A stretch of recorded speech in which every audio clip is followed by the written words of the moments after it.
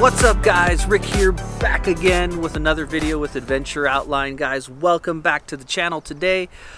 Super stoked. We're actually out here in Sedona, Arizona doing some camping for the week, and I am super pumped to be out here. It's been a while since I got to camp. Oh, and real quick guys, I got something new. You want to see it? Check it out. Check that out. Oh, just a little bit, guys, just a little bit. You're gonna be seeing more of that in video coming up soon. So super pumped about that. And we got some other camping gear. As I told you guys in the last video, ending Firearm February, I had some new camping gear come in. That was one of those things. I'll be talking more about the rooftop tent in a couple of weeks in upcoming videos. Right now guys, we're gonna head down to the river. I'm gonna take you guys with me, so let's go check it out. All right guys, so I'm walking down to the river here. It's pretty sweet, and it's cool. They actually do allow swimming here, but do it at your own risk. Cool. I think I do that a lot. All right guys, so in today's video what I wanted to talk about was what you should look for when you're looking into getting into a campsite.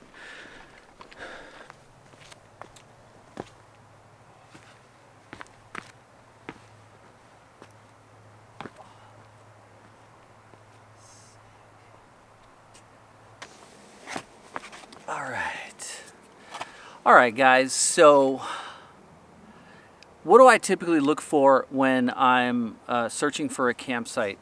You know, a lot of people have their ideas of what it should be and what it shouldn't be. And for me, I think that it's important to understand what kind of camper are you and what kind of camping are you particularly looking for that particular trip. As you've seen in past videos that I've done, you know, camp shoot, camping in Zion, camping in different locations. For example, when we did camp shoot, my primary goal there was to camp in the same location that I could do some shooting. And those were my primary goals, was camping and shooting right next to each other. And so that helped dictate where I was going to camp. So when we did our camping trip to Zion National Forest in Utah, our goal for that trip was we wanted to go on multiple different trails within the national park. And so like that, those things dictated what kind of camping we were going to do.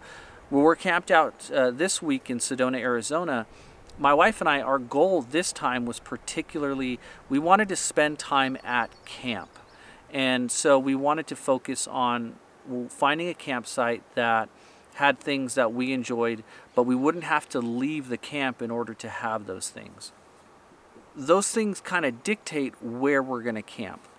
I know a lot of people are very much like, oh, well, I hate campsites, so don't go there. Paid campsites or fake campsites, whatever. Okay. You know, they'd much rather just let's boondock and be, you know, out in the woods and be completely secluded, which is great, and I love doing that stuff too. But again, it depends on what kind of camping you're doing. If you're looking for an area that you just want to spend time at camp like we're doing here, one of the biggest challenges you're going to run into when you're camping at any like paid campsite is camping in an area that you don't have people right next to you camping. So one of the things that was really important to us on this trip particularly was we wanted to have access to our social media. As you guys know, I do social media. I'm doing this vlog right now. And I wanted to be able to stay connected for this particular campsite. We wanted to make sure that we had Wi-Fi wherever we went, or at least really good cell signal. I do have a WeBoost in the truck, cell phone booster. I'll do a review on that at some point. and let you guys know my experiences with it. That does help, but Wi-Fi tends to always work better for the most part. And this campsite offered Wi-Fi.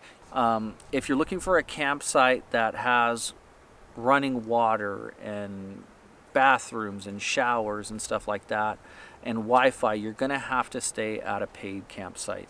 Those things are really hard to come by outside of that. So I know that's common sense, but I'm just sharing that with you anyways, that it's really important that if that's the kind of camping you're looking for, that's what you're going to get. But you're also going to get the big crowds, and you're also going to get a lot of people that tend to be right next to you. So guys, if you really want to get away from the people and stuff like that, your best bet is to really camp out on BLM land or public land, stuff like that. That's going to get you away from all the crowds and the people and the nearby campers. You still may be in a BLM land area that does have other campers, but typically they're 100, 200, 300 yards away. And so typically when I want to shoot and camp in the same location, I tend to go out to BLM land. Even when I just want to shoot, I tend to go out to BLM land. It's just a lot funner. You put up your own steel and all that stuff. But that's typically campsites that I look for when I really want to get away from everybody and not have to worry about other campers, find a great spot, and I can camp and shoot in the same location. But again, on places like that, you're not going to have Wi-Fi. Your cell signal is going to probably not be that good. And you're going to have to bring everything for your camping. You know, there's not going to be any bathrooms out there. There's not going to be any, you know, toilets or showers or any running water or anything like that. A lot of times you just got to bring all that stuff whenever you're going out to BLM land to camp. A lot of times, guys, if you're looking for really cool trails and stuff like that, when it comes to that type of camping, I tend to look at the national parks or the state parks. Those places tend to have really cool trails that you can take. That's why we ended up going to Zion, and we actually love Zion. You guys know that. But if that's the kind of thing you're looking for a place with a lot of trails, national parks and state parks are some of the best camping that you can go. Just try and find a camping site that is inside the park, which can be a little hard, mainly not because they're not in the park, but they tend to just get overbooked for months and months at a time. And so if you're looking for that kind of camping, a lot of beautiful trails and stuff like that, look at the national parks, look at the state parks. They tend to have really good trails and a lot of fun. And at the end of the day, do you want to camp next to a lot of people? No, you don't. In those situations, you're probably going to have to. But again, your goal isn't to stay at camp when you're camping at those places. Your goal is to actually head out on the trails each day, spend most of your time out on the trail, and then come back and spend a lot less time at camp. And so there's pros and cons to all these things, guys. But just understand, there's no one way to do it. There's no right way and wrong way to camp. Figure out what kind of a camper you are. Figure out what kind of camping you want to do at that particular time and at that particular place, and just go out and do it. And you're going to have a blast.